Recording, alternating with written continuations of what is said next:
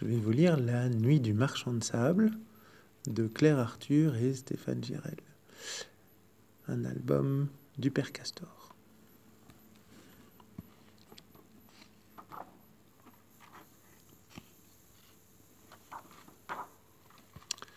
Hein? Quelle heure? 8 heures du soir? Oh là là, je suis pas en avance. Je suis même en retard.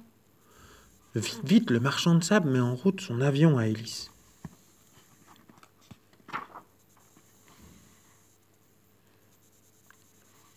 Vroom, potch, mais que se passe-t-il? Le moteur ne veut pas démarrer. Oh, catastrophe! Si je ne sème pas mon sable, les enfants ne vont jamais réussir à s'endormir. Ils vont faire le cirque toute la nuit.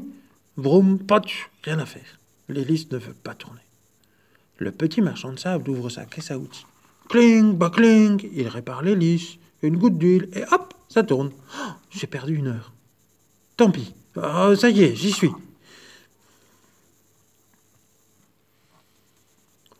Allez, flof, une première poignée de sable. Flof, une deuxième. Mais c'est pas du sable, c'est de la semoule de couscous. Oh bah ça alors, où est passé mon sable? Qui a rempli mon avion de semoule de couscous?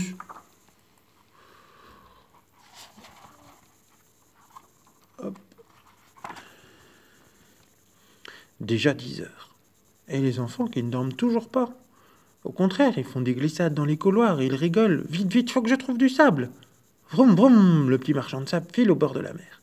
Il remplit de sable le coffre de son avion et s'envole au-dessus des maisons. Flof, une poignée.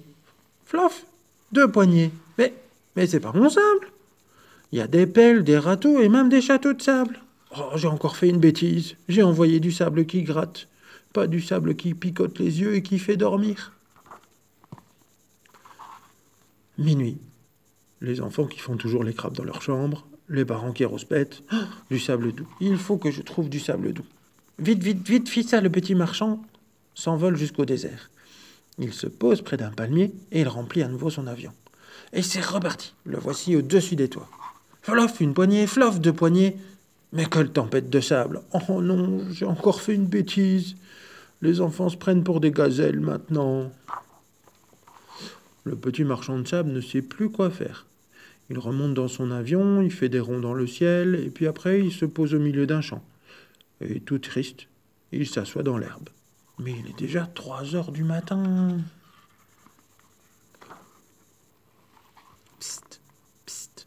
Hein? Le petit marchand lève le nez. Personne autour. Seulement les herbes au clair de lune. Qui m'appelle? Psst, psst, c'est moi, une petite souris, sous ton pied. C'est du sable d'étoiles qu'il faut semer au-dessus des lits pour que les enfants s'endorment. Ben, comment tu sais ça, toi, une souris? Toutes les souris le savent, gros malin. Allez, vas-y, dépêche-toi. Parce que les enfants, ils sont toujours debout, hein. Merci, merci, petite princesse à moustache. Vite, vite, le petit marchand de sable décolle. Il fonce à toute allure vers les étoiles. C'est loin, les étoiles. 1 pelletée, 2 pelletées, on entend les enfants d'ici. Vite, retour vers la terre. Flof, flof, voici le sable du sommeil. Flof, flof. Oh, il était temps, le soleil commence à se lever.